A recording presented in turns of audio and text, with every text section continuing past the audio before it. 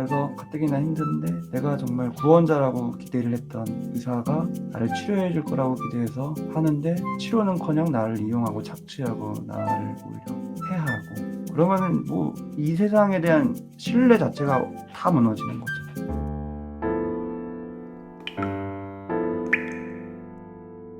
모 정신과 의사가 다년간 여러 명 환자와 성관계를 했다. 그게 인제 법적으로 문제가 되고 있는데 합의하에 한 거 아니냐. 성인이고 뭐가 문제냐. 이게 성폭행이냐. 서로 동의한 거 아니냐. 성폭력의 범위를 너무 넓히려고 하는 거 아님? 이거는 너무나 명백한 윤리적, 법적 문제예요. 왜 그런지를 좀 설명드릴게요. 그룸이라는 뜻이 손질하다, 자기가 잘 관리해서 성범죄를 하게 되는 그런 거를 말하는 거죠. 길들였기 때문에 동의를 하더라도 성폭행인 거죠. 동의를 하도록 길들인 거예요. 아주 치밀하게. 정신과에서는 더 복잡하지만 우선은 이외의 것들을 말씀드리면 처음에 그 피해자한테 잘 맞춰주고 원하는 거를 해주고 결핍이 있거나 뭐 힘든 분들을 이렇게 챙겨주고 하면서 호감을 가지게 하고 그다음에 그 이외의 주변 관계들을 고립시키고 심지어 가족들까지. 그러면은 인제 그 피해자는 나만 바라보게 되니까 나를 의지하게 하면서 신체 접촉으로 유도하면서 이제 성적인 관계를 맺는 거죠. 그 과정에서 협박이 없었다 하더라도 이런 식으로 길들인 거죠. 정신과 의사는 훨씬 복잡해요. 그루밍 중에서도 정신과 의사와 환자 이야기를 드릴 텐데 사실은 제가 뭐 유능하거나 뭐 아주 뛰어나거나 그런 의사는 아니에요. 정신과 의사는 누구나 알아요. 저는 그냥 평균 정도, 솔직히 평균 살짝 위? 정신과 전문의가 아니라 그냥 정신과 레지던트, 심지어 의대생도 알고 있는 거예요, 이 내용은. 의사 환자와의 관계, 의료 윤리 이런 게 과목으로 다 있거든요. 환자가 원해서 막 성관계를 했다. 이게 법적으로 문제예요. 성폭행이고 성범죄예요. 당연히 그리고 비윤리적이고. 치료를 받아야 될 분을 오히려 더 병이 들게 한다는 게 굉장히 비윤리적인 거죠. 그런 어떤 성관계 자체도 물론 비윤리적이지만 이게 되게 타격이 크거든요. 만신창이가 돼요. 그냥 쉽게 표현하면. 그래서 자해나 자살로 이어지는 경우도 많고 스스로 또 막 죄의식이 들거든요, 환자분들은. 가뜩이나 우울한데 더 우울해지고 더 불안해지고 가뜩이나 수치감이 많은 게 또 환자분들인데 더 수치스럽고 모욕감, 뭐 그게 성폭행인지 강제인지 이런 거 하나도 안 중요해요. 그냥 관계를 했는 것 자체만 중요해요. 의사 얘기는 아니고 미국에서 상담협회 얘기인데 연구를 해 봤더니 상담자랑 내담자가 성관계를 맺으면 그 내담자는 10명 중에 1명은 정신병원에 입원해야 될 정도로 타격을 엄청나게 받고 또 그중에서 1%는 이제 자살을 했다. 그냥 이거 하나로 그 만신창이가 된다라고 아까 제가 표현하는 게 어떤 의미인지 이해가 되시죠? 내가 진짜 지푸라기라도 잡으려고 의지했던 거예요. 왜냐하면 환자분들이 보통 정신과 환자분들이나 뭐 내담자분들이 다 가족들한테도 외면받아요. 왜냐하면 이게 오랫동안 지속되거든요. 특히 성격인 부분에 있어서는. 가족이 환자를 다 수용해 줄 것 같지만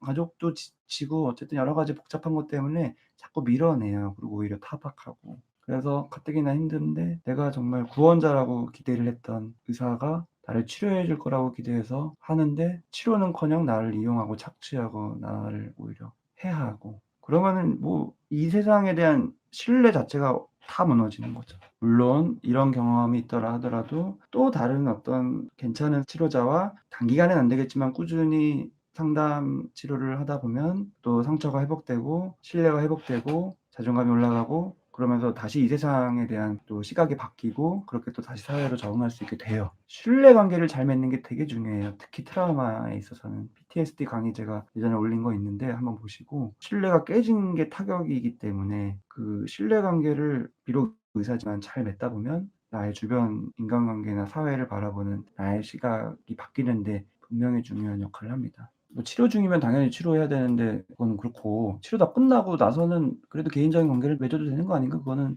자유 아닌가? 그 과거 환자와의 성관계가 윤리적이냐 아니냐 인제 법적인 문제 있냐 아니냐 요 부분 좀 전 세계적으로 좀 이렇게 좀 달라요. 우선은 당연히 한 번 환자는 영원한 환자라는 입장이 좀 많이 있긴 해요. 전이 역전이라는 거는 계속 갈 수 있는 거라서 나중에라도 이성적인 판단을 할 수가 좀 어렵다라는 관점이 있고요. 인제 이 부분은 인제 미국에서도 비윤리적이라고 해요, 미국 의사협회에서도. 그다음에 인제 말 나온 김에 좀 이 범주를 말씀드리면 환자라는 게 단순히 환자만 말씀드리는 게 아니라 환자 주변 사람들까지도 포함돼요, 가족까지도. 왜냐하면 특히나 소아 청소년인 경우에는 가족들이 의사를 굉장히 의지해요. 그리고 가족과 상담 시간도 많고 역시나 전이 역전이가 일어나요. 그래서 범주가 가족까지도 다 똑같습니다. 뭐 미국에서는 증례가 있는데 다 책에 나오는 거예요. 그래서 공부를 그냥 어느 정도 한 정신과에서는 다 알고 있는 거예요. 면허 취소된다는 거. 환자랑 성관계하면. 7년 동안 환자랑 성관계했던 미국에서. 근데 그냥 성관계도 아니고 막 매춘부도 고용해서 그룹 섹스를 했던 정신과 의사.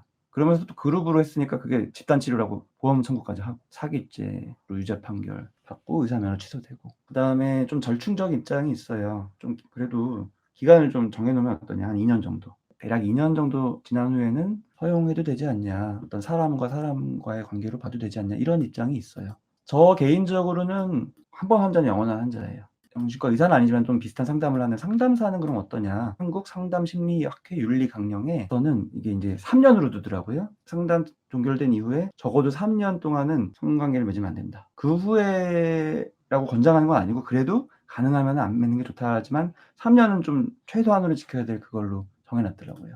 미국에서 이제 정신의학회 의학윤리 나온 거 보면은 만약에 내 동료 의사가 환자랑 성관계를 했다를 알아요. 그럼 어떻게 해야 될까요?